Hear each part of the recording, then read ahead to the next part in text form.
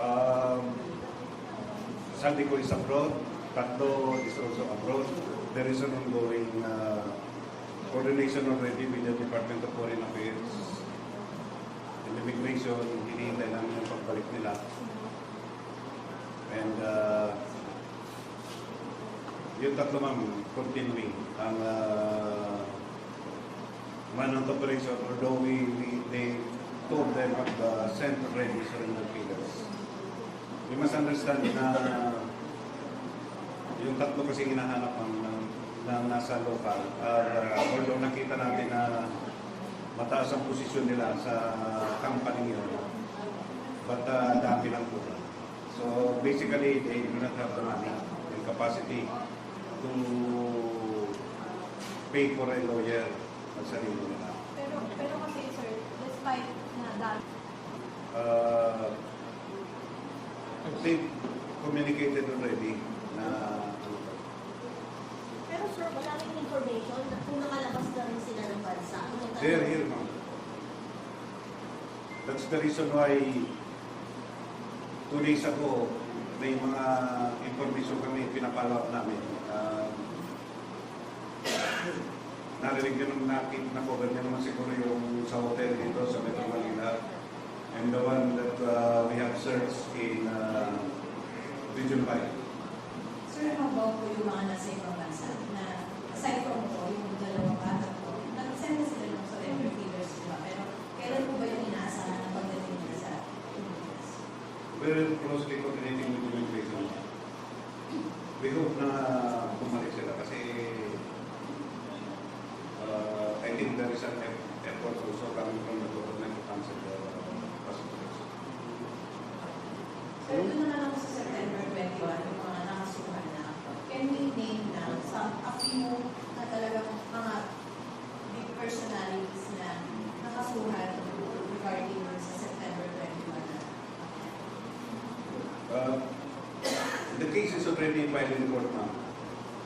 So basically hindi ko pwede discuss because may but you know for a fact na there is a congressman, there is a retired high-ranking general na among those na nakasuhan. There are businessmen and continuing po ang investigation namin. In fact, hinihintay rin namin na magkamali rin sila during this, but apparently, they knew na some personalities na sinumpi na namin noon have realized already na, you can criticize the government, but do not break the law of the land. Yun po. Sir, sorry, tama ba yung pagkakarinig ko kanina? Doon sa tatlong at large pa dito sa Loman, yung Southwest Texas, may dalawa nang nag-express ng surrender killers? May back channel po na sa amin. And siyempre, wala po silang personal na abogado and apparently parang napabayaan. So they're takot also. We're trying to... So, may contact na sir, tama sa inyo. Paano nila, sir, ano sinasabi nila? Paano sir nakipag-communicate sa CIDG? May mga kamag-anak na lumapit.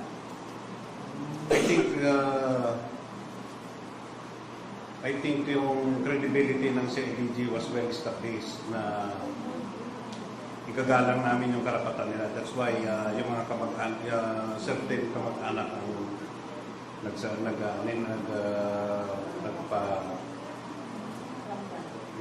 nagpadala ng na that they're willing, they're in time. But there is a warrant of arrest, hindi po kami makakapaghintay niya. Kung maunahan namin silang mahuli, that's fine. So if they're listening right now, total na gano'n naman po kayo, we assure them na yung karapatang pantao po nila ay igagalang ng sila. Sino yung dalawa, sir? I cannot name the name. Ongoing po ang police operation. Ang effort po ay hindi matitigil. Sir, to clarify po, yung tatlo pong Southwest officials na dito sa Pilipinas, yung 4 po na nasa abroad, including si Zaldico, may isa pa pang DPWH official po na kasama po doon, tama po? Yes, ma'am. Hindi pa rin po ba siya paramdam ko? Kasi lahat ng mga kasamahan niya po sa DPWH nag-surrender at na-aresto na. Wala pa. But we have an effort, ma'am, kasi may mga police attache na po kami doon. The Chief PNP has already directed our police attache to... So, sir, There is an effort already. so, sir, ibig sabihin, yung isang natitirang DPWH official ay nasa bawal. Yes. Ano kung nasa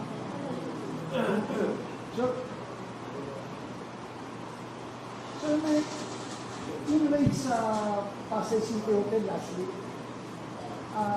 totoo ba na lahat ng rooms and floors na search ng CIDG and NBI, Yes. and wala pong nahuli. Pero yung info na former congressman sabi ko, tungkol sa hotel, have you established that? Na, Take po daw, sir. ma'am, about the ownership of that, establishment, ay hindi ko may discuss. But when if there is an information na doon po, whatever the establishment, CIDG and NBI will pursue. Thank you. Thank you, sir. One last question from Fire. Yes, sir. So ito pong isang DPWH official na abroad, ano pong information sa last known location? Is in Israel.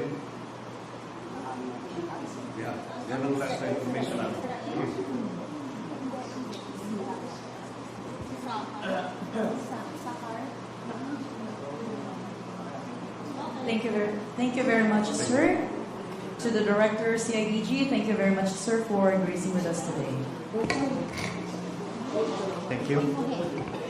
Sa ating po pagpapatuloy, narito po ang direktor ng PIDEG para po sa pinaka-detail na pagkaka-aresto ng 6 na kanila po ang nahuli, si General El Daragan. Gentlemen, ladies, muli po, for the third straight week, good morning po. It's a pleasure to see you again. Happy Monday to all and blessed weekend in advance sa lahat po. I'm ready to take your questions po. For details nung sumuko, sir, sumuko ba or details po nung sinasabi ng surrender na sir, yung 6 na hinahanap. Okay po, Madam. It was November 27, that was last Thursday. I purposely went to Police Regional Office 4A. Around 6:25 a.m., kausap ko na yung tropa. I had my talk with the men, and as I've said during our first press con, meron tayong surrender feeders. Now, I know fully well na may mga classmates sila ron, may mga colleagues. So I sent out a loud and clear message that they should not prolong their agony at sumurrender na sila. So, right after spending at least 2.5 hours dun sa office ng SOU 4A, after installing the new commander, I proceeded to report to my classmate, kay General Lucas, and we also had discussions. At around 1:30 p.m. of said date, isa-isa na pong nag-surrender yung mga 6 na at large. And by 5:40 p.m. of the same day, kompleto na po sila. They were all delivered at my office sa PIDEG headquarters together with their family members and assisted by their legal counsel. So basically, accounted na po lahat nung at large. Na-filean na po sila ng case, sir. Opo, actually, sabay po silang napailan doon sa unang 8 na nahuli. And as a matter of protocol and directive, officially, na-relieve na po sila sa PNP-DEG. Kung susundin po natin yung guidelines ng restrictive custody, they have to be relieved, reassigned to the headquarters support service, and eventually, nakadetain po sila sa detention facility ng HSS sa ngayon. So, wala na po sa PIDEG yung cargo ng pagbabantay sa kanila. Na-turn over na po sila properly sa HSS. Sir, pakiulit po yung case na final at napalitan na po ba yung PDEG personnel doon sa Calabarzon Warrior? Yung cases po na pinayin ng Pro 4A, of course, yung rape case, yung robbery and ban, then all others that follow, incidental na lang yun. Hindi po natin alam kung may civil liability pa na kaakibat yung criminal case. And of course, they're also facing yung administrative case which has already been taken cognizance of by our NAPOLCOM. Originally, during the first press con, sabi ko po, DIDM ang mag-handle, but now, NAPOLCOM na po ang nakatutok. And, ano pa ba? Yun nga po, nakafile na yung case, antayin na lang po natin yung magiging takbo ng kaso. But basically, all of them have been already accounted, andito na po sila, and cases have already been filed.